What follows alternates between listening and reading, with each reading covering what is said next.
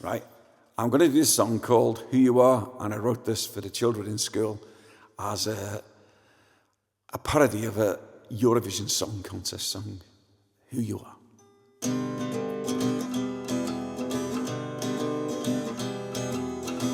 Why am I searching, tied up in knots? Why do I look for things that I've got? Whoa, always moving further down the line. Gotta keep on moving, gotta keep on trying, but it's hard to be sure of who you are.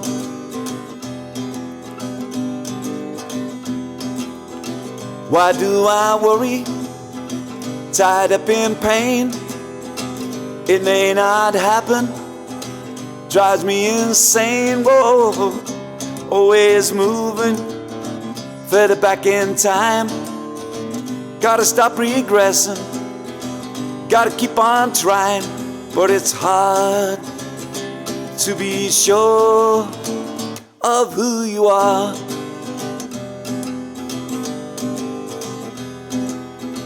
Why am I lonely, tied up in fear?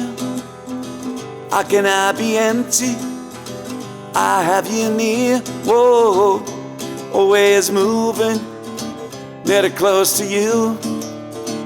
Gotta keep on moving, gotta see it through, but it's hard to be sure of who you are.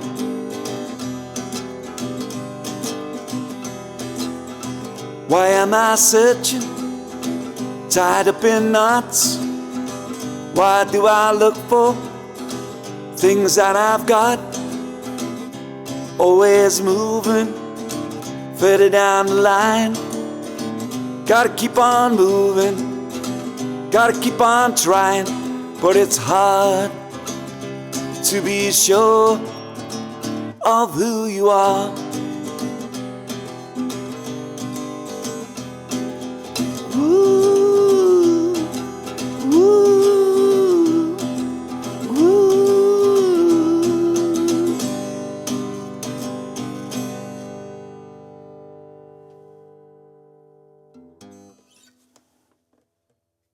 Well, many years ago, when I was about 10, my uncle was in a band, and I'd watched them rehearse, and didn't have a clue what they were doing. I never had a guitar, and I'd look at them placing their fingers on the fretboard and think, wow, that sounds great, you know.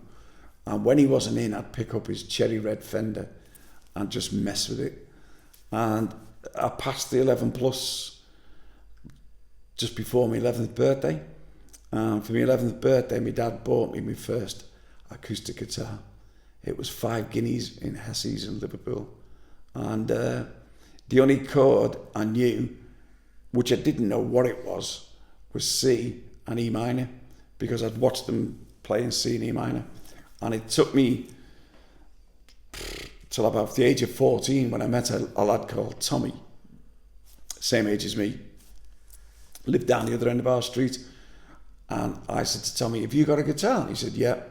And we sat on his step, and he knew C and F, and I knew C and E minor. And then eventually we were about 14 or 15, and we learned G and D and a couple of other chords.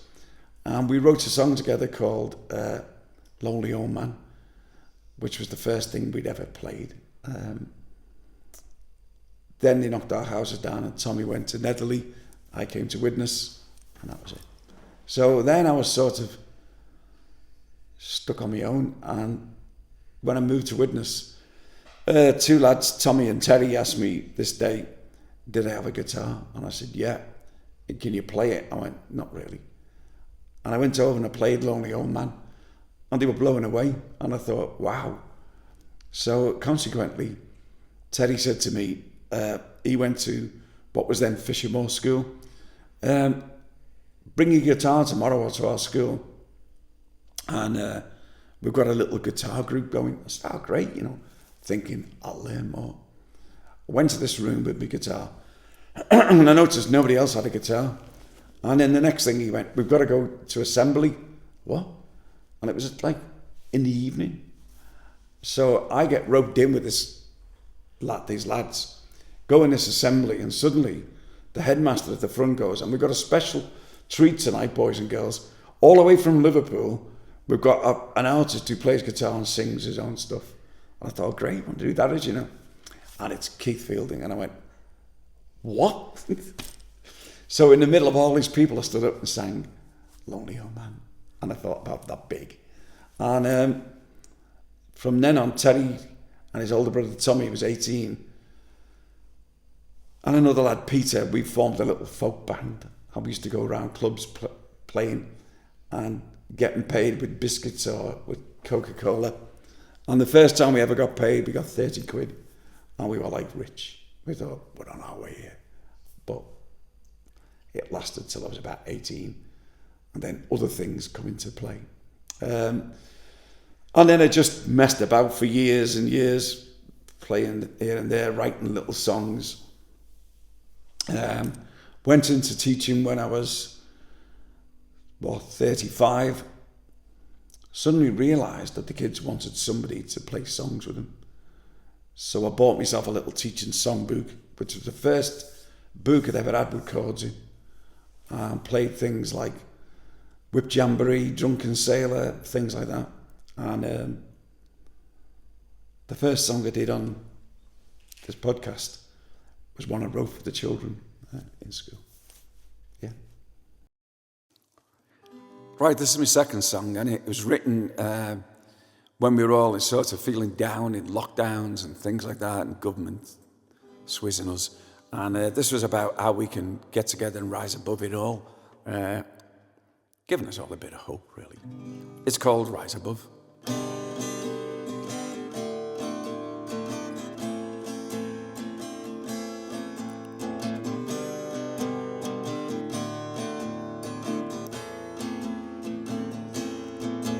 When you're lying in your bed and the nightmares fill your head, so you try your best to sleep, but the fear runs far too deep. We shall rise above, we shall rise above, we shall rise above it all. When the news is full of lies, the deluded think they are wise, and the people drink it all in. But the deceit is wearing thin. We shall rise above, we shall rise above, we shall rise above it all. When teardrops fill your eyes and the raindrops fill the skies, and you're staring at your phone 'cause you're feeling so alone, we shall rise above, we shall rise above, we shall rise above it all. So tell me, have you heard the sweet song of the birds? See the moon, the stars, the sun, and our precious little ones, they shall rise above. Yes, they'll rise above. Fill our world with love, it all. We shall rise above. Come on, let's rise above. Fill our world with love, it all.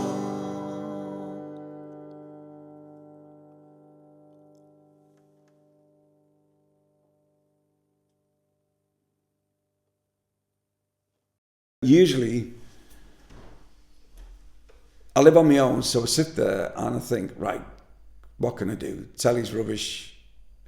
Put some music on, get fed up with that, turn it off. I know I'll play my guitar. And sometimes I'll play a couple of chord sequences and think, oh, that's good. Or sometimes I'll get words in my head and think, how can I put that to tunes? And then great thing about phones nowadays, you can record what you've played on your guitar. So I'll find something I've recorded and think, oh, them words might fit in. I've just written a new song called The Ballad of Archie Poe. Archie Poe's a scarecrow. Called Archie Poe. Was christened by my eldest granddaughter, Areva. And I made them a scarecrow one year, who she was terrified of, until she said that his name was Archie Poe, and overnight he comes to life. So the Ballad of Archie Poe is about a scarecrow. He comes to life overnight. And yeah. So that's how I write my songs, really. Sometimes I write something and forget about it, and then when I find it again, I think, how do I play that? And I forget. But it comes out completely different.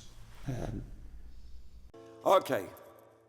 Right, this next song is about how in life we're told not to do things, and we're warned if you do that, something bad's going to happen, or there'll be horrible consequences. And I always say, well, nowadays as I'm older, have a go. If it doesn't work, tough. So this is called Ignoring the Warning.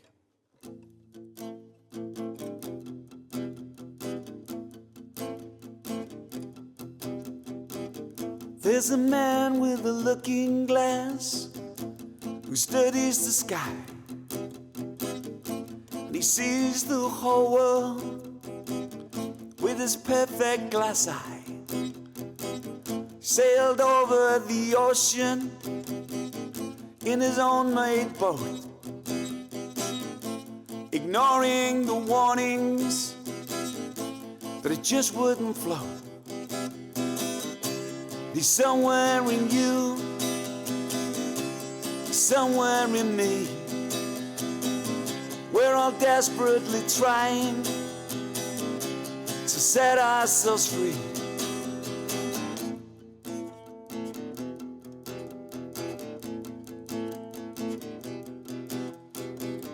There's a girl with a telescope who studies the stars.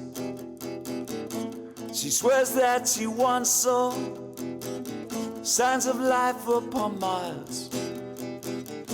She's building a spaceship to fly into space, ignoring the warnings, the dangers you'll face. She's somewhere in you, she's somewhere in me. We're all desperately trying to set ourselves free.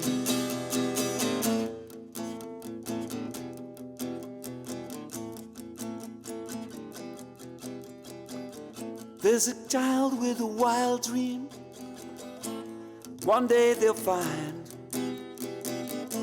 a world without evil that's loving and kind. They're building a new life with aims that are high,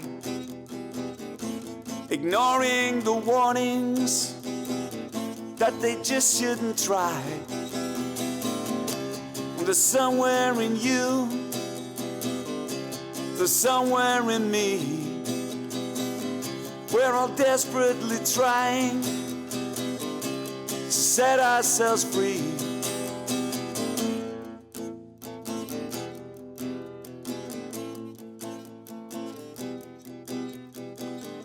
I have a feeling inside me, I've been here before.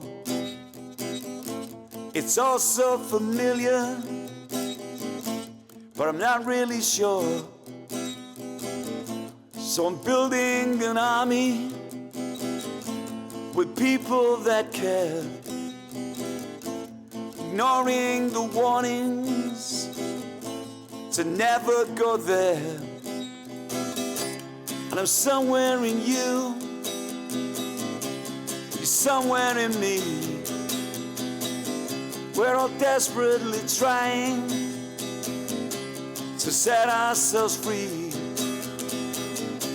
Me somewhere in you, she's somewhere in me. We're all desperately trying to set ourselves free.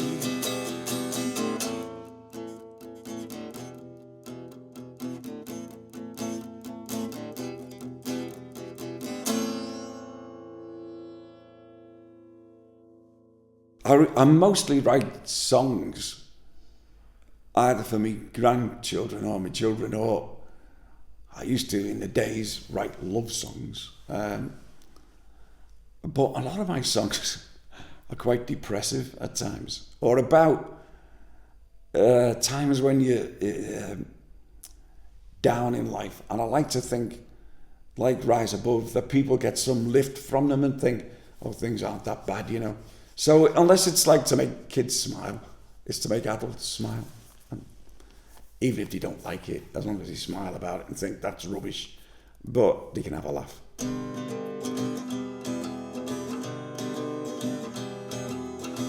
Why am I searching, tied up in knots? Why do I look for things that I've got? Whoa, always moving further down the line. Gotta keep on moving, gotta keep on trying, but it's hard to be sure of who you are.